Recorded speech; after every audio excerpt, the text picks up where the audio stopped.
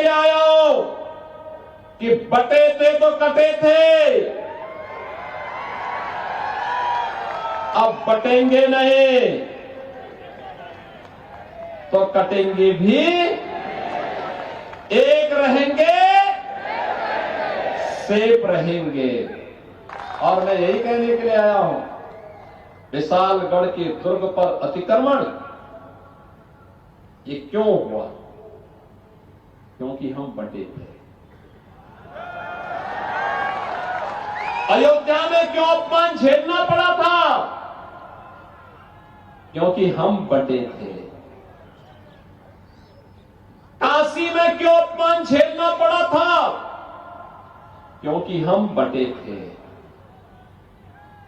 मथुरा में क्यों अपमान झेलना पड़ा था? क्योंकि हम बटे थे। 1947 में लाखों हिंदुओं को क्यों कटना पड़ा था? क्योंकि हम बटे थे। और बहनों और भाइयों, मैं यही कहने के लिए आया हूं, गणपति बप्पा की शोभा यात्रा पर कोई पथराव करे, ये बर्दाश्त नहीं हो सकता है, ये स्वीकार्य नहीं हो सकता है। और इसलिए पथराव होता है क्योंकि हम बटे हैं।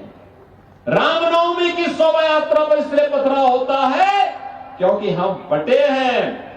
याद रखना, जो ये प्रहार सनातन पर हो रहा है, ये प्रहार भारत पर प्रहार है, क्योंकि भारत की आधार का प्रतीक है सनातन, और सनातन पर प्रहार महाविनाश को आमंत्रित करता है। और आपको मैं यही आमंत्रित करने के लिए आया हूं, यही कहने के लिए आया हूं कि बटे थे तो कटे थे, अब बटेंगे नहीं तो कटेंगे भी, एक रहेंगे सेफ रहेंगे, एक रहेंगे तो सेफ रहेंगे।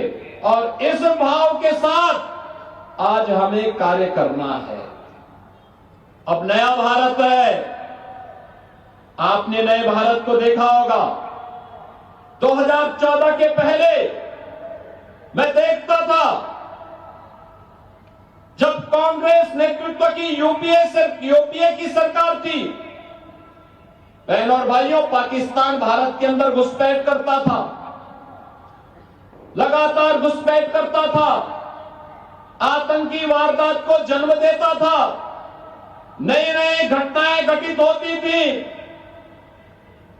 और हम लोग संसद में आवाज उठाते थे। श्रीरंगप्पा वारने भी उस समय हमारे साथ सांसद थे, हम लोग संसद में आवाज उठाते थे, आतंकवाद को रोको। लेकिन आतंकवाद को रोकते नहीं थे, ये लोग कहते थे इन मुद्दों को मत उठाओ, संबंध खराब हो जाएंगे। यानी देश की कीमत पर ये संबंध सुधार रहे थे पाकिस्तान से। बहनों और भाइयों, आज मोदी जी के नेतृत्व में नया भारत अब पाकिस्तान प्रस्त आतंकवादी भारत की सीमा का अतिक्रमण नहीं करता है। उसे मालूम है नया भारत है, छेड़ता नहीं है, लेकिन कोई छेड़ता है तो छोड़ता भी नहीं है, घुस करके मारता है। पाकिस्तान इसीलिए हिला हुआ है। और अब तो 10 वर्ष में पाकिस्तान की हालत यह हो गई है कि कटोरा लेके घूम रहा है, कोई भीख भी नहीं दे रहा है दुनिया के अंदर। बहनों और भाइयों, मैं आपसे कहने के लिए आया हूं, भारत की ताकत को बढ़ाइए। देखना, पहले पाक अधिकृत कश्मीर भारत में आएगा, फिर बलूचिस्तान और पाकिस्तान के अन्य भाग भी भारत के हिस्से बनेंगे। लेकिन यह काम महायुति गठबंधन कर पाएगा। यह कार्य कांग्रेस नेतृत्व नहीं कर सकता, क्योंकि ये तो बांटने की राजनीति करते हैं। इन्होंने अयोध्या में अपमान करवाया था, कहते थे राम हुए ही नहीं, कृष्ण कृष्ण हुए ही नहीं।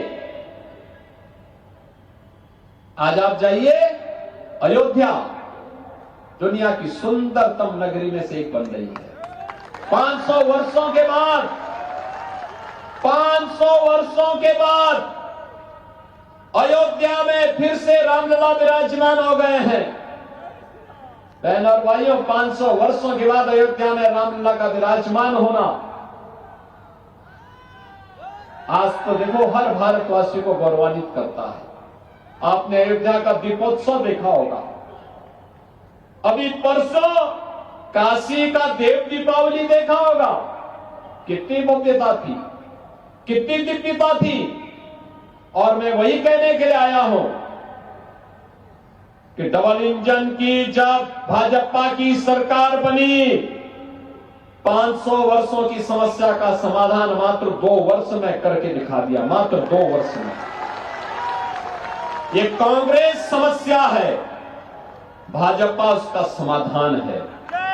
समाधान की तरफ चाहिए।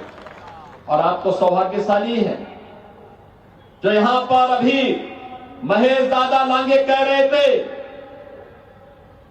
कि गौ हत्या पूरी तरह बंद होनी चाहिए। ये काम केवल महायुति गठबंधन की सरकार ही कर सकती है।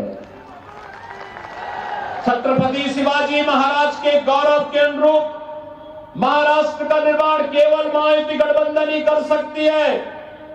ये बांटने वाले लोग नहीं।